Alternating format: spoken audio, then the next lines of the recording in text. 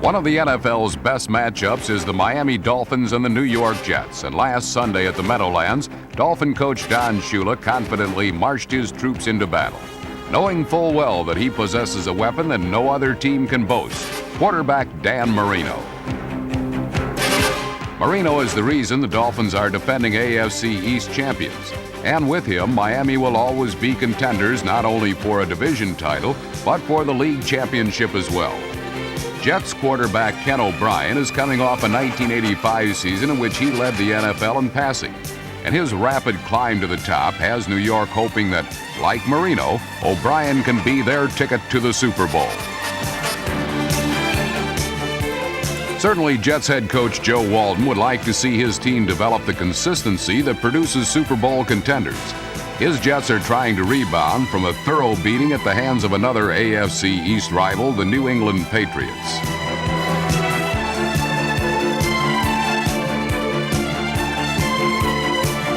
But on this Sunday, Walton must find a way to handle the explosive Dan Marino. Perhaps the best way is simply to match him pass for pass, touchdown for touchdown. Get set for offense, and then more offense. It's the New York Jets hosting the Miami Dolphins on the NFL Game of the Week.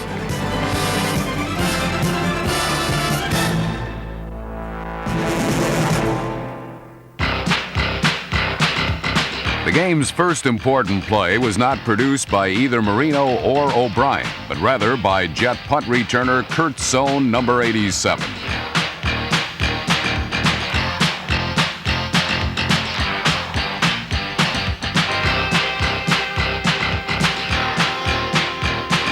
Sohn's slashing 27-yard return set the stage for the initial score of the contest, a 32-yard field goal by New York place kicker Pat Leahy.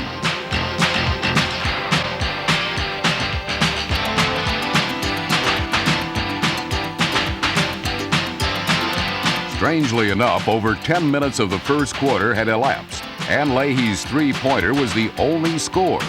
In a game that featured two of the NFL's finest quarterbacks, more was expected, and it didn't take long for more to take place.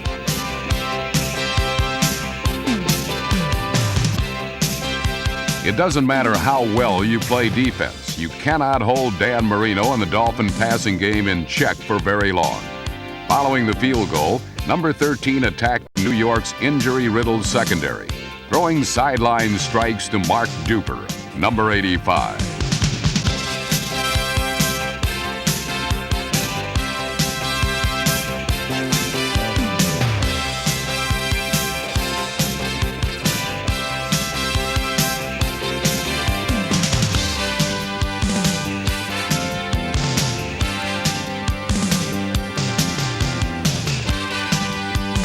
From the Jets' 6-yard line, Marino closed out the drive with this bullet to rookie wide receiver James Pruitt, number 82, who fought his way into the end zone.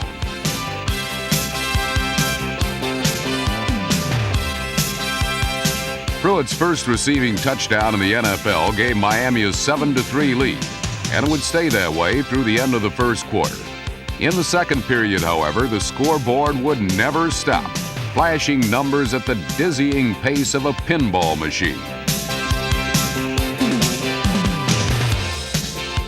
The Jets had the first ball, and Ken O'Brien went to tight end Rocky Cleaver, number 89, who banged off Dolphin defenders on his way to a tough 21 yards.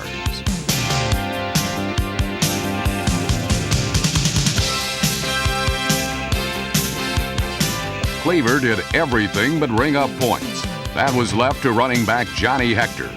Hector, number 34, starting in place of the injured Freeman McNeil, scored New York's first touchdown, finishing off a 10-play, 83-yard drive with this burst from a yard out.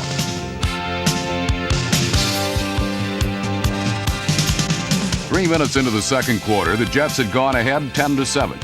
The next 12 minutes of this AFC East game would produce 5 touchdowns, and in the process, the Jets would tie a team record for most points scored in a quarter. But for now, the difference was a field goal, and the New York defense prepared to contain the league's most explosive quarterback. Not only did they contain Marino, they forced him into an interception, as safety Lester Lyles, number 26, picked off this errant toss and returned it deep into Miami territory.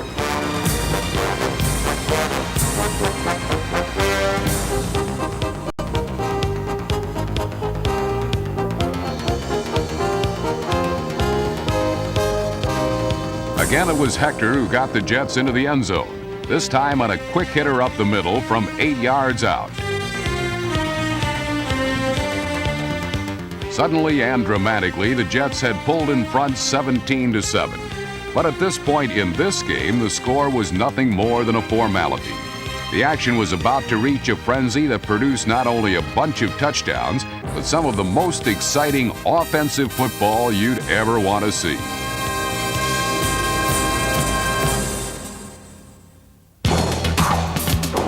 When it comes to offensive football, the Miami Dolphins take a backseat to no one.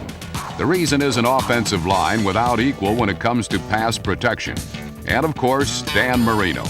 Marino has the quickest and deadliest release in the game, and he flashed his lethal wing following New York's second touchdown.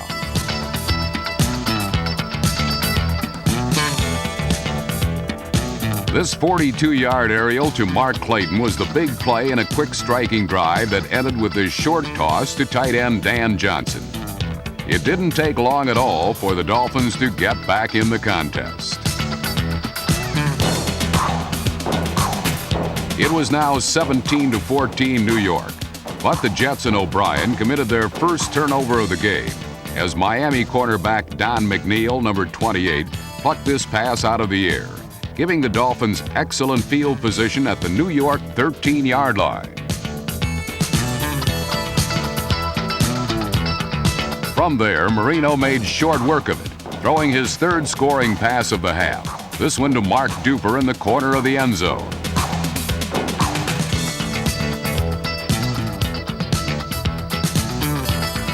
With 5 minutes remaining until halftime, the Dolphins now led 21-17.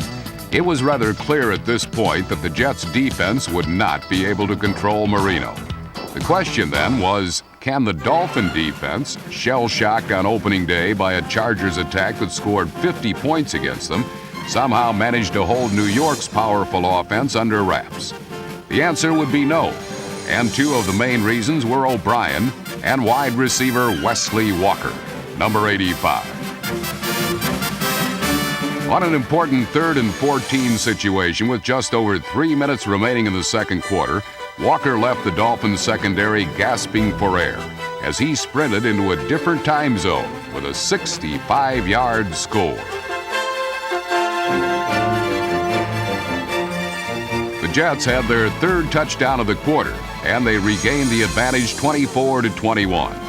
The Jets would get another opportunity to score late in the half on a freak play that resulted in a fumble and a New York recovery. On this Dave Jennings punt, Miami rookies James Pruitt and Raina Thompson collided, with the ball hitting Thompson and bouncing into the hands of Jets special teamer Matt Monger, number 58.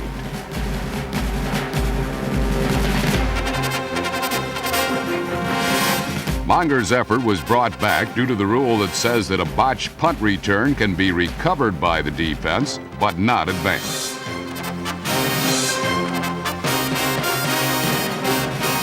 It didn't matter, however. On the next play, with the ball at midfield, O'Brien and Walker again teamed up for the quick strike and the quick six.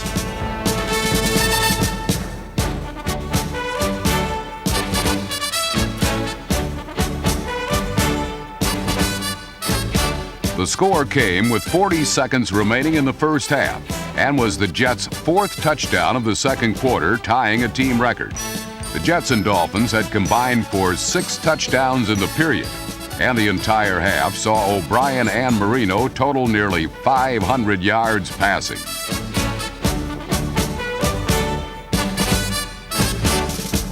But as the first half came to its thrilling conclusion, two heroes were beginning to emerge. One was a swift wide receiver named Walker, with a special knack for outrunning secondaries to the end zone. And it was this talent that had the Jets ahead 31-21. The other hero was a young quarterback who has quickly moved into the elite group of performers that make up the NFL's superstars. Ken O'Brien may not receive the public attention that a Marino or an Elway generate, but this efficient field general is rapidly proving himself to be the equal of any quarterback in the league.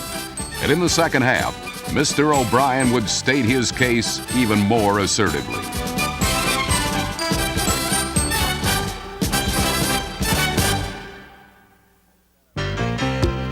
Most NFL quarterbacks would have been thrilled with the numbers Dan Marino had piled up the first half alone for an entire game performance.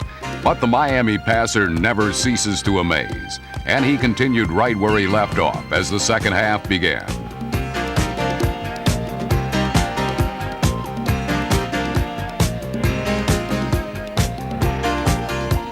Dan's fourth touchdown pass of the game and his second to Mark Duper covered 46 yards and was almost embarrassing in its ease. Taking full advantage of the Jets' injury-riddled secondary, Duper simply ran past all the New Yorkers and found himself practically waiting for Dan's scoring toss to fall from the sky. With Duper's touchdown, Miami trimmed New York's lead to 31-28, and Mark's Cheshire Cat smile was contagious. Soon all the Dolphins were grinning from ear to ear. After giving up a whopping 28 points to the Jets in the second quarter, Miami allowed no scoring at all in the third period as the New York offense sputtered.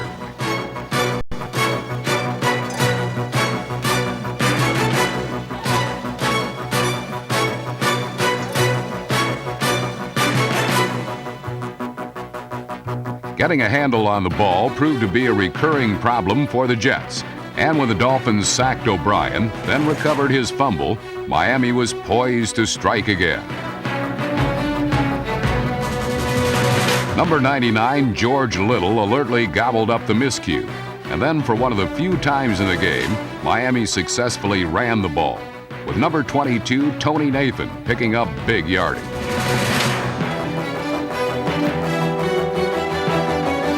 It then appeared that Marino was about to pick up another touchdown pass, but he just missed connecting with Mark Clayton over the middle.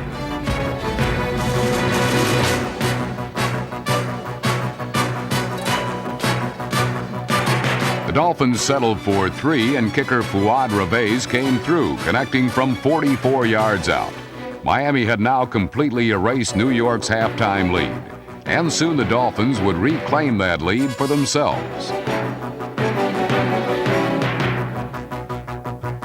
Once again, the Jets helped Miami's cause with another fumble. This time it was running back Dennis Blygen, number 23, who lost the handle. Linebacker Mark Brown recovered at the New York 25, and Marino was off and winging again.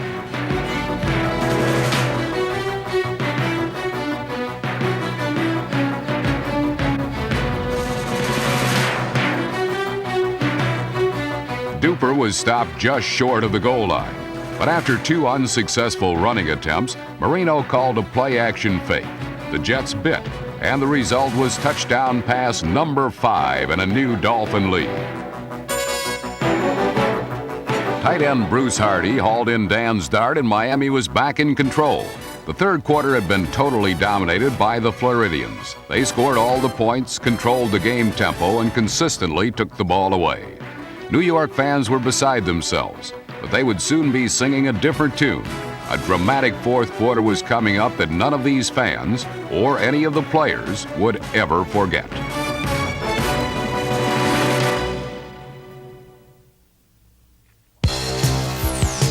While the Jets continued to struggle in the second half, the Dolphins continued to ride the golden arm of Golden Boy Dan Marino.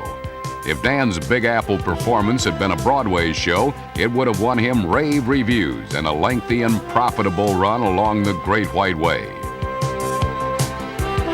At one point, Marino faced the 3rd and 29 situation at the shadow of his own end zone, but Dan's Houdini-like escape got the Dolphins out of trouble.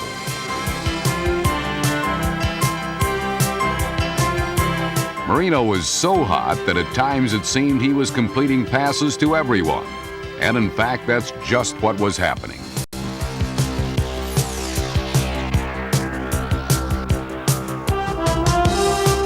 Unfortunately for Marino, this pass didn't count. But the bullets that Ken O'Brien was firing in the fourth quarter certainly did. The Jet quarterback was showing decisively that Marino wasn't the only good passer to be playing in this game.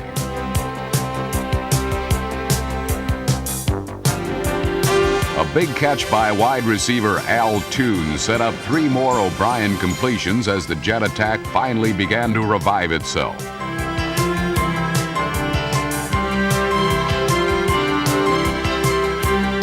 Inside the 10, running back Dennis Blygen atoned for his earlier fumble, and suddenly the game was tied again.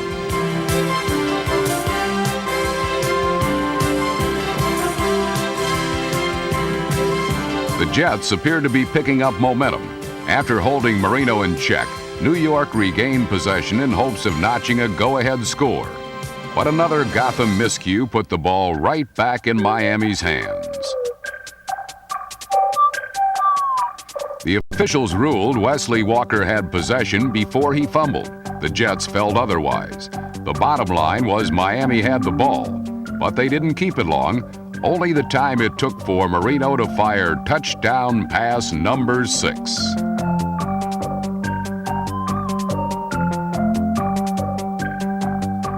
With Mark Clayton's diving grab, the Dolphins took the lead with only 3 minutes to play. And then the beleaguered Miami defense held the Jets in their next possession. Now with time running out, Miami could wrap up the game if they could accumulate even 1 first down. But this time Marino was not going to do it. On a day when Dan had 30 completions for almost 450 yards and 6 touchdowns, the Dolphin quarterback could not extract the last 10 yards that would have finished off the Jets. In fact, Miami nearly shot itself in the foot by almost fumbling the ball back into New York's hands.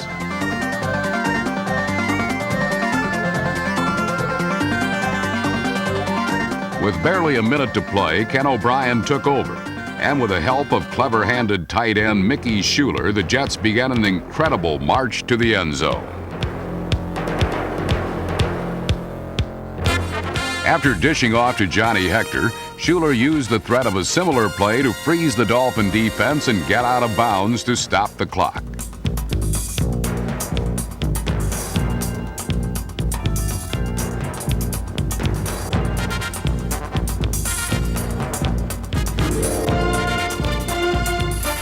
Schuler caught one more pass, and then with 5 seconds left in the game, Ken O'Brien faced a 9-man secondary in a seemingly hopeless situation. But then that hopeless feeling vanished quickly. With no time left on the clock, Wesley Walker came down with a catch. O'Brien fired the ball between 5 Dolphins. Wesley had his 3rd touchdown catch of the game, and with the conversion, the contest ripped into overtime. For the 3rd time in his career, Walker had collected a trio of scoring grabs in a single game. But none was ever as dramatic as this. New York had come back from the dead, then added to their good fortune by winning the overtime coin toss. But then it looked as if all their heroics were about to go by the wayside, as kick returner Michael Harper, number 84, appeared to fumble the football away.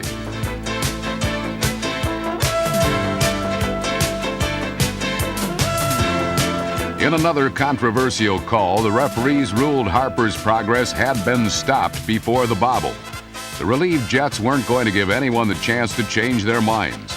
On the 5th play of overtime, Ken O'Brien and Wesley Walker hooked up again for one of the most sensational conclusions of any game ever. With Walker's team record 4th touchdown reception, the Jets had pulled out one of the most zany, improbable, and utterly unbelievable comeback victories in the annals of football. It capped off a day in which the two teams combined for 884 passing yards, the most ever in NFL history. 479 of those came from Ken O'Brien, whose leadership and moxie was equally as impressive. 35 years ago at the old Polo Grounds, a baseball player named Bobby Thompson hit a home run to propel the New York Giants into the World Series, one of the most dramatic moments in sports. Many New York fans admit they witnessed Thompson's blast.